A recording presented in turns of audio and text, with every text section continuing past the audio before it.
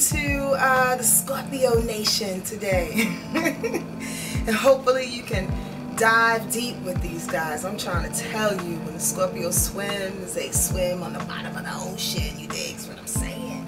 So we're going to get a little bit emotional, maybe not.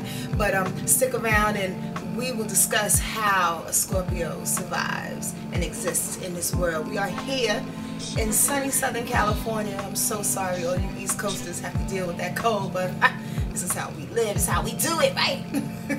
So stay tuned. Hey, and like I told you before, if you want an individual reading, hit me up at sonjamarietheartist.com/wordlifeastrology. You ready? All right, let's go swimming. Let's go diving.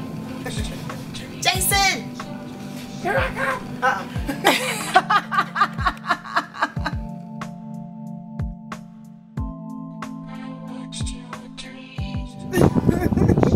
So, my friend, you are definitely a Scorpio. I have about 3 planets in Scorpio. And with a Virgo rising and a Taurus moon. So, I think I explained it to our friends out there that the sun sign and the moon sign and the rising sign is really important when it comes to astrology.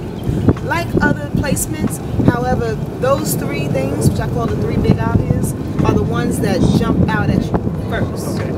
They're the ones that jump off of your personality that people get and what you allow people to see. It's 2 different things, right? So the sun sign is who you are, who you're most comfortable as. I like to say the naked self. And then the rising sign is that part of your personality that you defend yourself with. Your clothes, so to speak, right?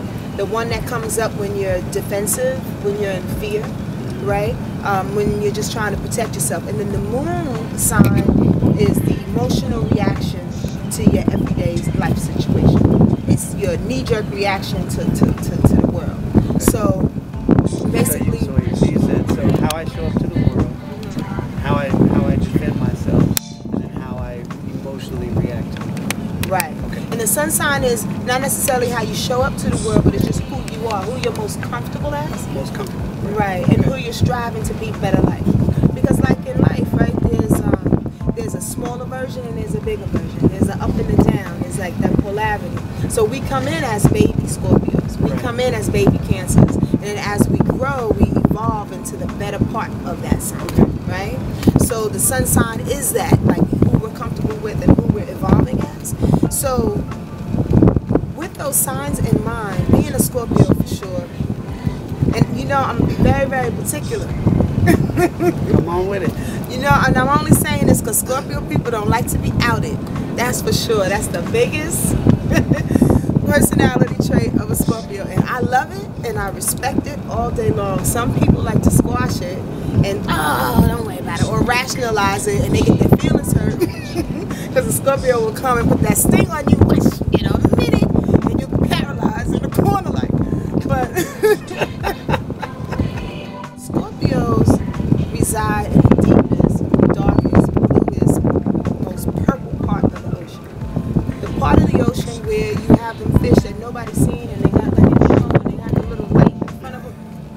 That's where y'all hang out. Right. And the thing about it is, a lot of people can't go down there. A lot of personality types can't go down there. You can't deal with it. Pressure, the unknown, the mystery of it, the depth of it, the emotional wherewithal. It's like you go so far deep into emotion that people get scared, they get intimidated, and they don't know how to handle it. Yeah, I find like it's an interesting time in my life, always in life, but that I'm aware of that now more than ever. Where, you know, having dealt with family transitions recently, and not feeling the impulse to run away from the deep emotions or the transitions, and also being aware of whether or not there's like a depression type of energy, and being able to move in it and do my work in it, but at the same time knowing that it's not something I need to run from, or that I need to flee, or that I'm doing damage to. Well, the thing is that that's your magic, and you know that the deeper you go, the higher you go, and not too many people want to go that deep because they're afraid of the heights. You understand? But you understand that Scorpios have a way of recreating themselves, and I use Whoopi Goldberg all the time. I mean, like a lot of people, she was into drugs, but she, in her personality type, kind of marveled in the Like, let me get to the bottom, because as I get to my low, I know how high I'm going. I know I can recreate this and make this so much better, right? That's a Scorpio's thought. Scorpio loves recreation. Scorpio loves the fact that they can blow up a building real quick just so they can build a better building, right? Scorpio. As we go further into your chart, though, and it's something that I haven't shared with my viewers, is that you have 12 houses in a person's natal chart. I don't want to get too complicated, but I will tell you this. You have 5 planets in one house. So what does that mean to me? 5 houses, 5 planets in one house, which is actually the second house. His second house of manifestation, of earned income, of worth, self-worth, value, right? You have Uranus, Mercury, Mars, Venus, and the Sun. What that means is that not like you're off balance or anything, is that you came into this existence learning, needing to shine in a way in which you get what you're worth. And that's the bottom line. You're going to make money by it, you're going to stand up for it, you're going to die for the fact that I need to show you guys who I am.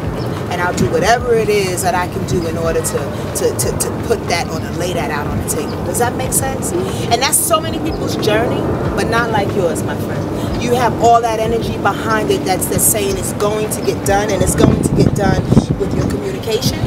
It's going to get done in a very unique way, Uranus. It's going to get done with a lot of power, conviction, and determination, aggression if need be, that's Mars.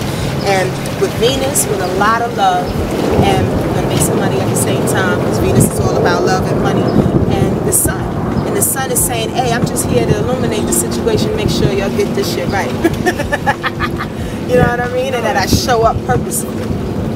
And that sounds like me, because for 2 reasons. One, I really feel unrestrained about compromise. Like I refuse to compromise that I'm supposed to live a life of great purpose. Right. In terms of like the things that I'm passionate about are not materialistic. They're not about fame and fortune. They're really about community and transforming lives and being involved with the evolution of individual consciousness and the collective consciousness of humanity. Right, right. So I'm unapologetic about knowing that that's what I'm supposed to be doing, even if it's not showing up yet. And watching how the universe, how spirit is providing and making sure and getting it out there and, you know, shaping and molding me. And then the other half of it is an interesting struggle that I have sometimes about motivation. Because sometimes I can feel like there's a struggle with the way you describe it, and so maybe it shows up in the chart somewhere. There's a struggle with feeling stagnant or feeling too still, and at the same time not feeling motivated to make a choice or make a decision or to be active. Now, is that primarily in your career or how you show up in the world? Yeah. Okay. The reason being, and I know people who share this, so I know this very well. Saturn, the planet Saturn, is a planet of fear, hardships, discipline, and it's also where we learn our deepest lesson, right? It's in your 10th house of career.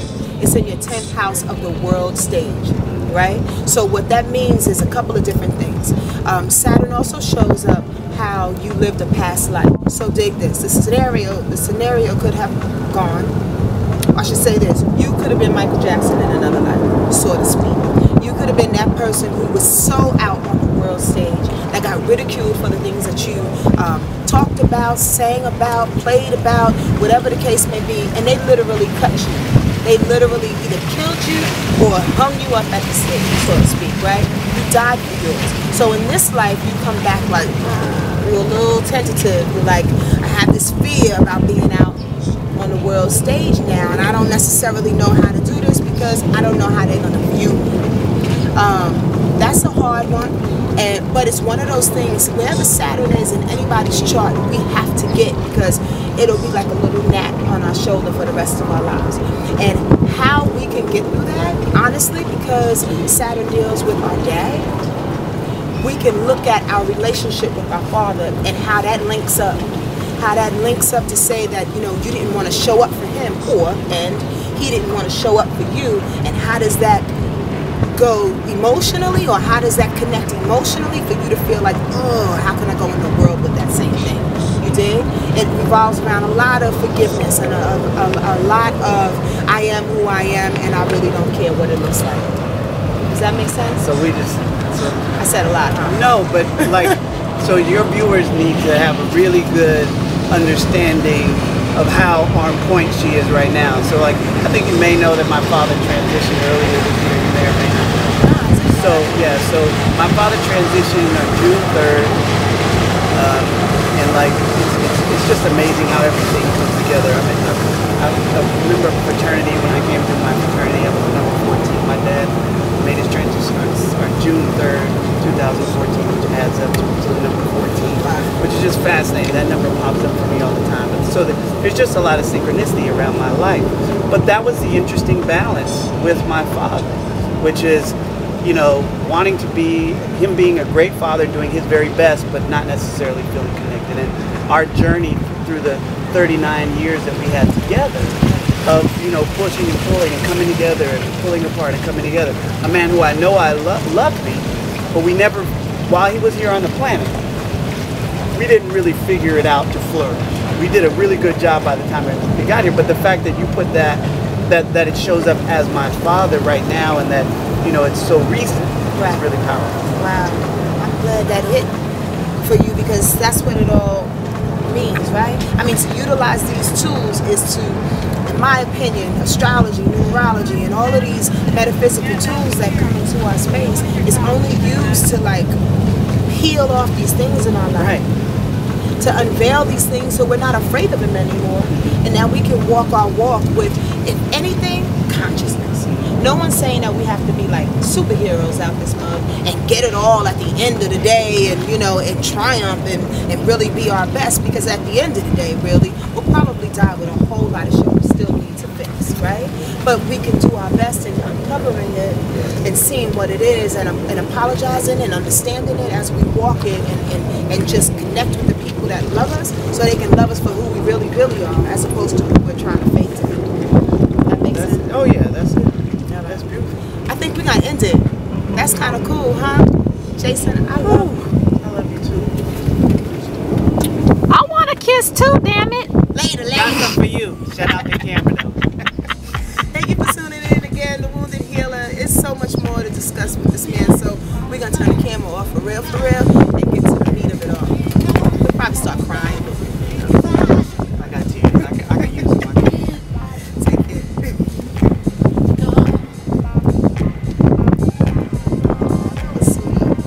We could go. We could still go on, because you got